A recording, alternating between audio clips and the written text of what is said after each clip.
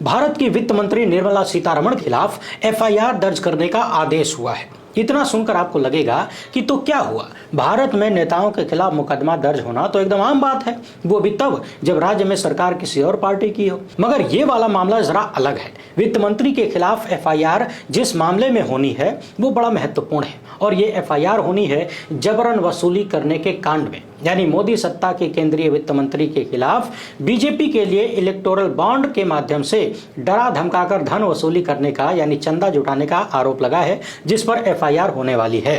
पूरी कहानी एकदम आसान भाषा में बताएंगे। इसके साथ ही चर्चा होगी गृह मंत्री अमित शाह द्वारा हरियाणा में किए गए एक वादे की, जिसे सुनकर लोग अपनी हंसी नहीं रोक पा रहे हैं और आप भी जब इसे सुनेंगे तो गुस्से में ही सही, नाराजगी में ही सही, हंसेंगे मुस्कुराएंगे जरूर। उधर महाराष्ट्र में भारतीय जनता पार्टी को 440 वोल्ट का एक और झटका लगा है, देसी भाषा में जिसे कहा जाता है कि कोड़ में खाज हो गया। इसके साथ ही बात करेंगे आंध्र प्रदेश की राजनीति की, क्योंकि पूर्व सीएम और वर्तमान सीएम आपस में भिड़ गए हैं। वीडियो काफी जबरदस्त होने वाली है, इसलिए आप सभी दर्शकों से अपील है कि पूरा देखिएगा। पहली बार है तो चैनल को सब्सक्राइब करके घंटी बजा दीजिए टन से। इसके अलावा यदि हो सके तो इस क्यूआर कोड या अपने मोबाइल नंबर का प्रयोग करते हुए हमें आर्थिक सहयोग भेजने का प्रयास जरूर करें, ताकि देश में गोदी मीडिया के जहरीले प्रकोप को कम करने का प्रयास हमारा जारी रह सके। क्योंकि हमारे पास इलेक्टोरल बॉन्ड जैसी कोई स्कीम नहीं है जिससे किसी को लालच देकर किसी को डरा धमका के वसूली कर सकें तथा सच को छिपाकर झूठ फैलाएं।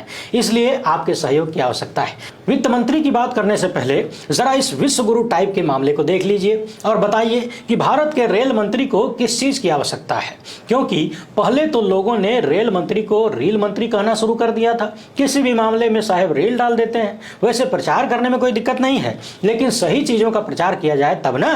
किसी भी चीज को अपना बताकर उसका प्रचार करना, भौकाल मारना, क्या ये रेल मंत्री को शोभा देता है? अपनी स्क्रीन पर अश्विनी वैष्णव द्वारा शेयर किया गया ये वीडियो देखिए। इन्होंने इस वीडियो को और ट्रेन को वंदे भारत, अमृत भारत और नमो भारत ट्रेन की तरह दिखा दिया है, जबकि इनमें से एक ट्रेन पेरू की है और भारत से पेरू की दूरी डायरेक्ट वाली गूगल के अनुसार 17,000 किलोमीटर के आसपास है।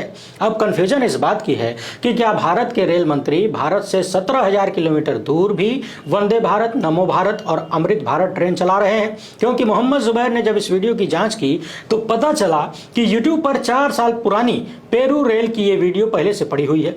यानी भारत के रेल मंत्री पेरू के ट्रेन का वीडियो दिखाकर भारत के लोगों को हसीन सपने दिखा रहे हैं और दावा ठोंक रहे हैं। और वीडियो एडिट करने वाले ने तो हद तब कर दी जब ट्रेन पर साफ साफ पेरू लिखा हुआ दिख रहा है, उसे भी दिखा दिया। बाकी अमृत काल में ये सब छोटी छोटी चीजें होती रहती हैं, आप लोग टेंशन मत लीजिए। कहीं रेल मंत्री को बुरा लग गया तो एक आध रील और ठेल देंगे। अब दिल को सुकून पहुंचाने वाली ये खबर सुन लीजिए। इसके बाद वित्त मंत्री के मामले पर बात करेंगे। गुजरात के भावनगर में बाढ़ से डूबे एक पुल पर बस फंस गई। इसमें तीर्थयात्री थे जिनको बचाने के लिए स्थानीय मुसलमानों ने एनडीआरएफ की टीम के साथ मिलकर पूरी रात यानी 8 घंटे अभियान चलाया। तमिलनाडु के तीर्थयात्री निष्कलंक महादेव मंदिर में दर्शन करने के बाद सोमनाथ जा रहे थे। स्थानीय मुसलमानों को जब इस घटना का पता चला तो इन लोगों ने एक मिनी ट्रक का जुगाड़ किया, मौके पर पहुंचे और हिंदू तीर्थयात्रियों की जान बचाई।